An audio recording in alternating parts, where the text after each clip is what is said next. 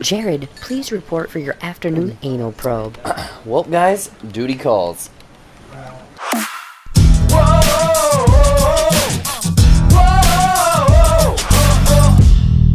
What's up, everybody? Jared here with another good old movie review. So last night, I went out to the theater and saw the new alien invasion film, Captive State. Residents of a Chicago neighborhood deal with life under alien rule. So is Captive State one of this year's best sci-fi movies?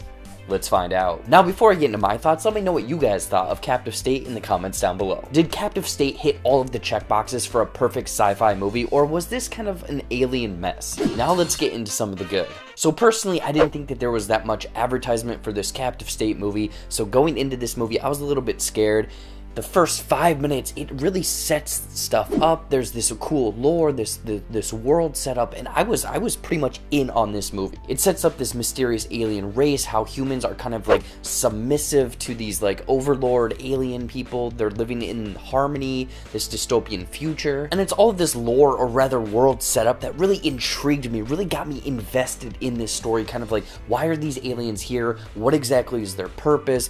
What is their deal with the technology? Why are they trying to get all of the intel from us? What kind of weapons do they have? Why are they bringing people off the planet? Why are they living underground? Like, all of these different questions I wanted answers to, and I was on board to get those answers. However, this is where Captive State lost me. It's all of these questions that I have. I mean, they never give you any of them. There's no payoff, and I mean literally no payoff. It never really explores or gives an answer to anything that really fascinated me about this world. I mean, when you think that it's maybe getting close to something, that they're gonna reveal something, it completely switches over to this other storyline, or it just hints at something and kind of doesn't give you a full answer. Essentially, Captive State is a big cock tease of potential that it never really goes into. But more noticeable is the fact that Captive State really had an identity crisis or identity problem with its movie, kind of what it wanted to tell in the first place. I mean, it's almost these three different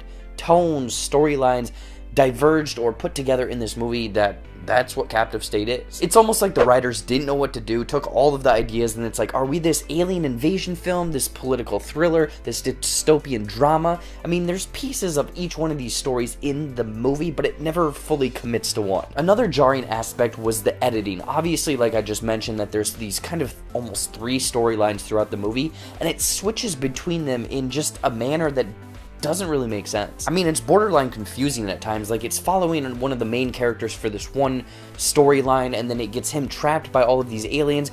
Then it completely ditches that idea, goes over to these like kind of insurgents, and it really focuses on that plot point, and then it jumps back to this guy about 30 minutes later, and as an audience member, you're like, oh, I completely forgot about that part of the story. You're like, why is it back over here? It's just clunky having these three different storylines not really flowing with each other and very much fighting for the spotlight. And not only does the editing really affect the story and how the movie flows, but a lot of the action sequences, shaky cam, kind of just quick cuts like that, that's another portion that really was jarring. So anytime a character's running, it's kind of shaky cam following them. It's kind of nauseating, to be honest. And then there's also these action sequences between fights and action, and it's like jump cut here where the character's punching this person or someone shooting this person, and it's just cutting so much and showing just almost frames of the action that I hadn't a damn clue what was going on. And lastly, the lighting in Captive State was way too dark. I understand that maybe the CGI, the budget wasn't high enough to make the CGI look that great,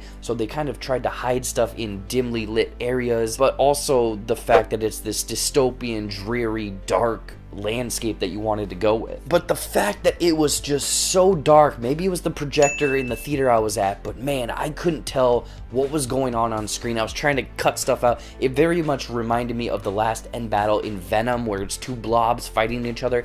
Yeah, in this movie, it's very dark. It's hard to tell what's going on. Like, I'll show a scene quick and explain what's going on. Okay, so this is where they're trying to escape on the bus, but the aliens totally catch up to them. Oh my gosh, this guy looks terrifying, and then there's fighting. This thing is way too big, and ultimately he just gets tossed like a ragdoll. Overall, Captive State is this political thriller alien invasion drama. I think, with some seriously cool lore, but it fully never getting into the lore, it having an identity crisis, some jarring editing, and way too dark of lighting. I would go ahead and skip out on Captive State. There may be something great in there if there was maybe more time or a TV series, but it never lives up to its potential. In closing, I'm gonna give Captive State 2 out of 5 alien jello bombs.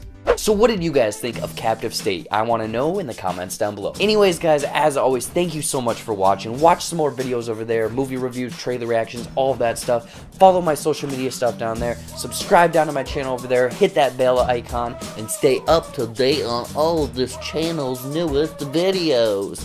Until next time, I'll see you later.